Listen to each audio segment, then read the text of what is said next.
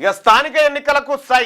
రేపు పంచాయతీ అధికారులతో CM meeting అన్ని వివరాలతో హాజరు కావాలని ఆదేశాలు పార్టీ తరఫున 42% బీసీ రిజర్వేషన్ల ప్రకటనపై కసరత్తు పార్టీ తరఫున 42% అంటే కాంగ్రెస్ పార్టీని బొందబెట్టుడే కాంగ్రెస్ పార్టీని బీసీలు బొందబెట్టి తొక్కుడే ఇక మళ్ళీ ఇవ్వకుండా తొక్కాలి తొక్కితే పార్టీ పరంగా అంటే ఇప్పటికే పిసిసి చీఫ్ తో రేవంత్ రెడ్డి మంతనాలు కాంగ్రెస్ పెద్దల ఒపీనియన్ కోసం 16 లేదంటే 15 పిఎస్సి మీటింగ్ 18 కేబినెట్ భేటీలో రిజర్వేషన్లపై అధికారిక ప్రకటన ఆ వెంటనే షెడ్యూల్ ఇచ్చేందుకు ఈసీ ఏర్పాట్లు ఎట్టి పరిస్థితుల్లో వచ్చే నెల 30లోగా ఎన్నికలు పూర్తయ్యేలా కసరత్తు చేస్తా ఉన్నారట ఇక చూసుకో స్థానిక సంస్థల ఎన్నికలకు సర్కార్ సిద్ధమవుతుంది ఇన్నాళ్ళు బీసీ రిజర్వేషన్ల పెంపు కోసమే లోకల్ బాడీ ఎన్నికలను ప్రభుత్వం వాయిదా వేస్తూ వచ్చింది కానీ అసెంబ్లీ ఆమోదించి పంపిన బిల్లుతో పాటు పంచాయతీరాజ్ చట్ట సవరణ ఆర్డినెన్స్ను సైతం రాష్ట్రపతి పక్కన పెట్టడం ఢిల్లీలో ధర్నా చేసినప్పటికీ కేంద్రం స్పందించకపోవడం తెలిసిందే అయితే దీంతో ప్రత్యామ్నాయంగా పార్టీ తరఫున బీసీలకు 42% రిజర్వేషన్లు ఇవ్వాలనే నిర్ణయానికి వచ్చిన ప్రభుత్వం ఆ దిశగా కార్యాచరణ ప్రారంభించింది ఎట్టి పరిస్థితుల్లోనూ హైకోర్టు విధించిన గడువు సెప్టెంబర్ 30లోగా ఎన్నికలు నిర్వహించాలనే పట్టుదలతో ఉన్న సీఎం ముఖ్యమంత్రి గారు ఎట్టి పరిస్థితుల్లో హైకోర్టు నియమించినట్టు ఏది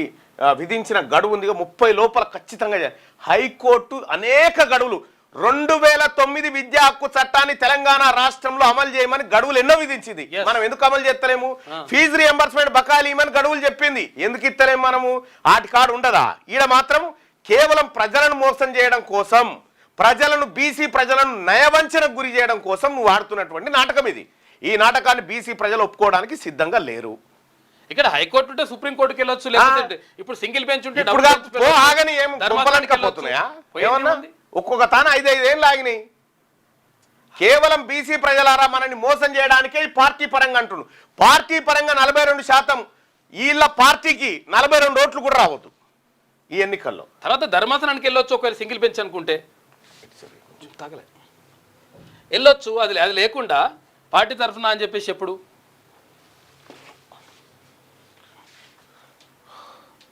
ఇప్పుడు హైకోర్టు గడువును డెడ్ లైన్ గా పెట్టుకున్నారు హైకోర్టు ఎన్నో డెడ్ లైన్ పెట్టింది ఎన్నిట్లలో మీరు ఇంకా హైకోర్టు ఆదేశాలను పట్టించుకోకుండా నాన్చుకుంటా పక్కకు బారేసారు మీరు కావాలి నిజంగా ఒకవేళ ఇయ్యాలని చిత్తశుద్ధి ఉంటే ఈ హైకోర్టు కాబట్టి సుప్రీంకోర్టు పోయి మాట్లాడు ఆడ ఈడబ్ల్యూఎస్ కోట జంప్ అయిందని చెప్పు పోయి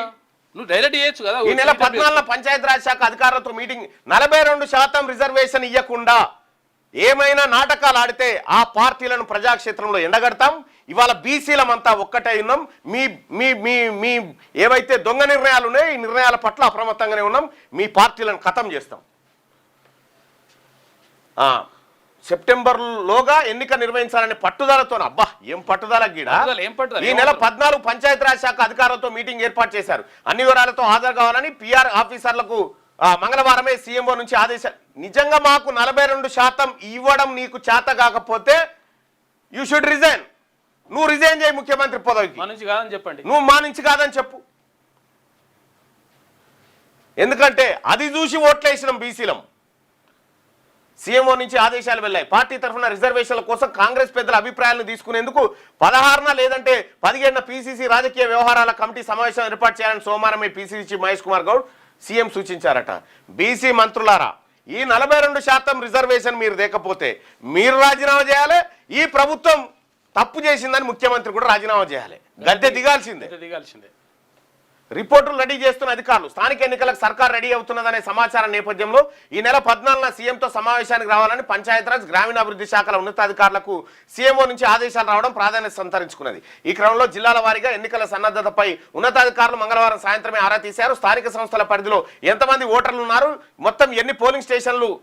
పోలింగ్ స్టేషన్లను గుర్తించారు ఒకే విడతలో ఎన్నికలు నిర్వహిస్తే ఎంతమంది సిబ్బంది అవసరం 2-3 విడతల్లో నిర్వహించాల్సి వస్తే ఏ జిల్లాలో ఏ దశలో నిర్వహించాలి ఎన్నికల సామాగ్రి సిద్ధంగా ఉందా బ్యాలెట్ బాక్సులు అందుబాటులో ఉన్నాయా అన్ని జిల్లా కేంద్రాలకు తరలించారా అలాంటి వివరాలతో రిపోర్ట్ రెడీ చేస్తా ఉన్నారట మా 42% రెడీ అయిందా ఎక్కడి దాకా వచ్చింది ఏం చేస్తున్నారు 42% విద్యా ఉద్యోగాలు స్థానిక సంస్థల్లో ఇచ్చిన తర్వాతనే మీరు అటు ఉద్యోగాల భర్తీ కానీ ఇటు లోకల్ బాడీ ఎన్నికలు కానీ ఇవి చేయాలి లేకపోతే మిమ్మల్ని మేము 100% ద్రోహులుగా మీరు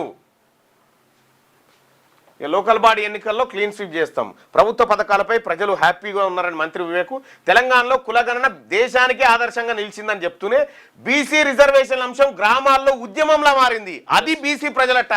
దమ్ము సత్తా ఇవాళ తెలంగాణ రాష్ట్రంలో ఏ గ్రామంలో చూసినా బీసీల మూవ్మెంటే జరుగుతా ఉంది. బీసీలు చర్చించుకుంటున్నారు, ఓట్లు మన ఉంటే వీడెట్లా నిలబడతారా, ఓట్లు మన ఉంటే వీడెట్లా నిలబడతారా, వీడెట్లా పోటీ చేస్తారా, వీని సంగతి చెప్పాలరా, నామినేషన్ అయ్యనరా, వీని అన్ని ఖతం చేయాలరా అని చెప్పి ఆలోచన చేస్తాం. ఎక్కడ చూసినా బీసీ ఉద్యమమే గ్రామాల పంటి. ఓట్లు మాయి సీట్లు మీ ఎట్లా అయితే అడుగుతున్నారు. రాష్ట్రంలో బీజేపీ డీలా పడిపోయిన బీఆర్ఎస్ గ్రాఫ్ మంచి వివేక్ గారికి ఇది ఒకటి మంచి బీసీ రిజర్వేషన్ అంశం గ్రామాల్లో ఉద్యమంలా మారింది. ఉద్యమంలా మారింది కాదు, బీసీలమే మార్చుకున్నాం దాన్ని అంతే.